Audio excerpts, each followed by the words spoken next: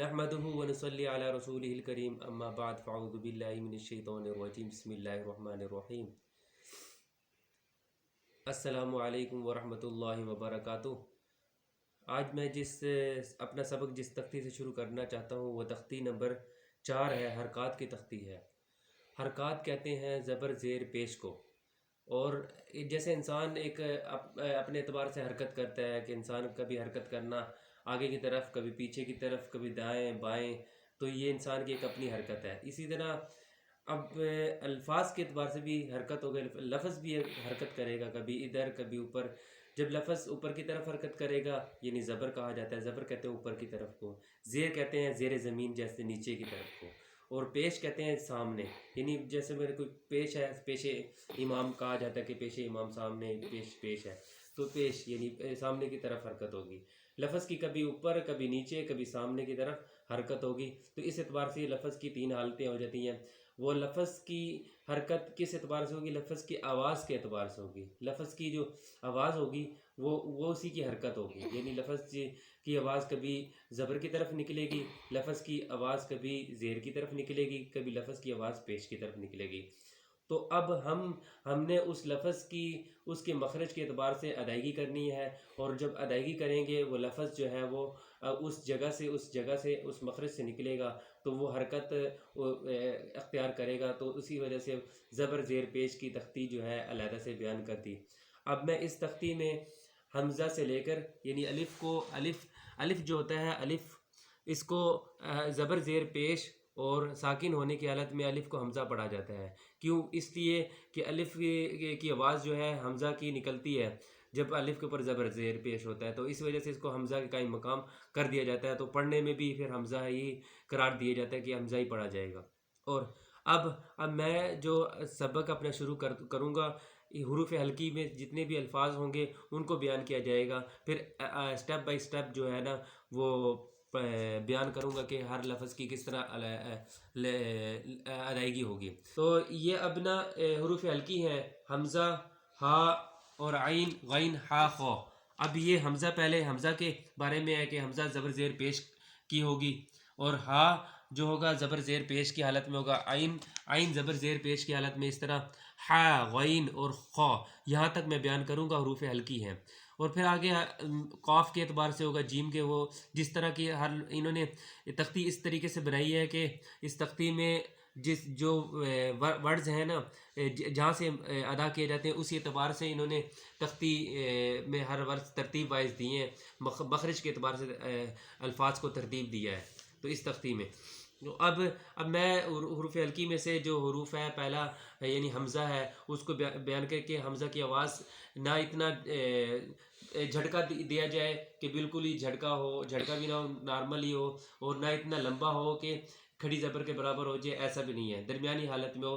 حمزہ زبر آ، حمزہ زبر آ، حمزہ زیر ای، حمزہ پیش او، آ ای او، نہ اتنا جھٹکا دینا ہے کہ ساکن کی کیفیت ہو جائے، ایسا بھی نہیں ہے، ہر لفظ کو اسی طرح پڑھنا ہے۔ ہا زبر ہا، ہا زیر ہی، ہا پیش ہو، ہا ہی ہو۔ اب ہا جو ہے یہ سینے سے ادا کی جائے گی اور اس کی آواز سینے سے نکلے گی، اور یہ اب ہر لفظ کی آپ کو مخرج پتہ چلے گا کیسا وہ مخرج، کیسے ادائیگی ہے ہر مخرج کی، یہ سینے سے نکلے گی۔ ہا زبر ہا، ہا زیر ہی، ہا پیش ہو، ہا ہی ہو۔ اگلا ورڈز ہے عین، عین جس کو کہتے ہیں، اور اس کو جب زبر زیر پیش کی حالت میں اس کو کس طرح پڑھا جائے گا؟ عین زبر ع، عین زبر ع، ع، عین زبر ع، عین زیر عی، عین زیر عی، عین زیر عی، عین پیش عو، عین پیش عو، ع، ع، عی، عو، یعنی ایسی آواز نکلے گی جیسے اب بلی ایک جب آواز نکالتی ہے نا میاؤ میاؤ، تو اس میں مثال کے طور پہ اتنی الفاظ بیچ میں ایڈ یوں اس لیے کرتا ہوں کہ آپ کو پتہ چل جائے کہ کس طرح جو ہے نا آواز نکلتی ہے۔ بلی میاؤ میاؤ کرتی ہے تو اس میں عین کی آواز ایک حلق سے نکلتی ہے، اسی جگہ سے ہم نے بھی عین پیدا کرنی ہے، اپنے مخرج اس جگہ سے نکالنی ہے آواز، تو ع، عی، عو، ع، عی عو، اس کی پریکٹس کریں گے، بار بار کہیں گے.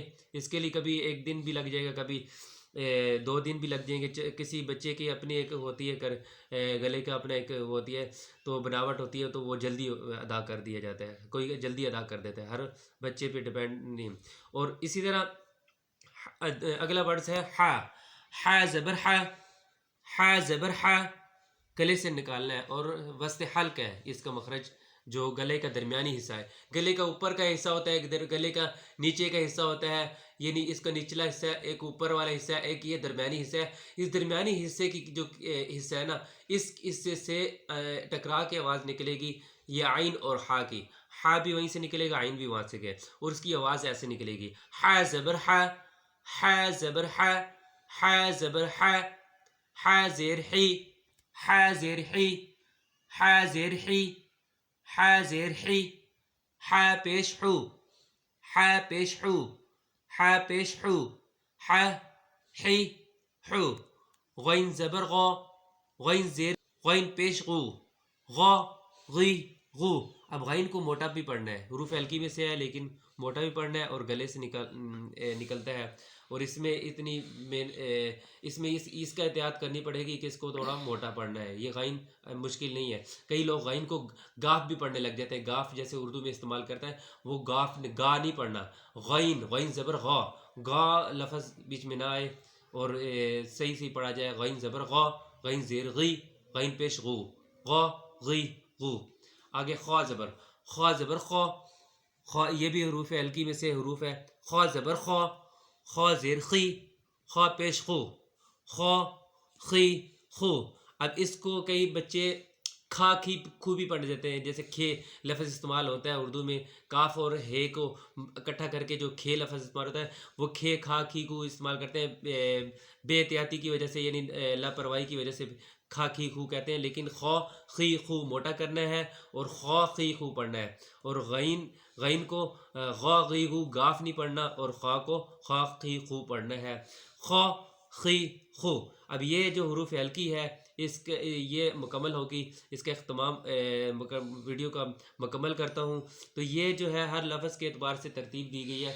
اور دوسرا لفظ بچے ہیں، میں آپ لوگ تو سمجھدار ہوں گے، جو بھی میرے ویڈیو جتنے بھی ہوں، چھوٹے عمر کے ہوں، بڑے عمر میں کے ہوں، میں بچوں کے اعتبار سے ہی بتاتا ہوں کہ بچے جب پڑھتے ہیں نا، پڑھنے کے بعد لاپرواہی کی وجہ سے پڑھ لیتے ہیں تختی، تو اس کے بعد بچوں کو نہیں پہچان ہو رہی ہوتی کہ اگر ہم کہیں بھئی غین زبر غا، غین زیر غی، غین پیش غو، اس طرح ان کو رٹا یاد ہوتا ہے.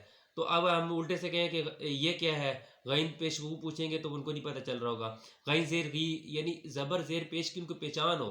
اگر جوڑ کرتے وقت بیچ میں پتہ چل جائے کہ یہ کیا لفظ ہے، یہ وہ کہیں گے یہ زیر ہے، اور بیچ میں کوئی اور لفظ پوچھیں اس کے اوپر یہ کیا ہے، یہ کہیں گے وہ کہے گا زبر ہے، پیش ہے. ایسے لفظ کو تختی ایسے اس طرح ان کو یاد ہو نا زبر، تو پھر اس کے بعد پھر اگلی تختی دینی ہوگی، یعنی جو تنوین والی تختی ہے اس کے بعد دینی ہوگی. جب تک یہ ازبر ہی نہیں یاد ہو جاتی تو اس تک ان کو بچے کو چھوڑا نہ جائے، جس کی وجہ سے یہ ہمارے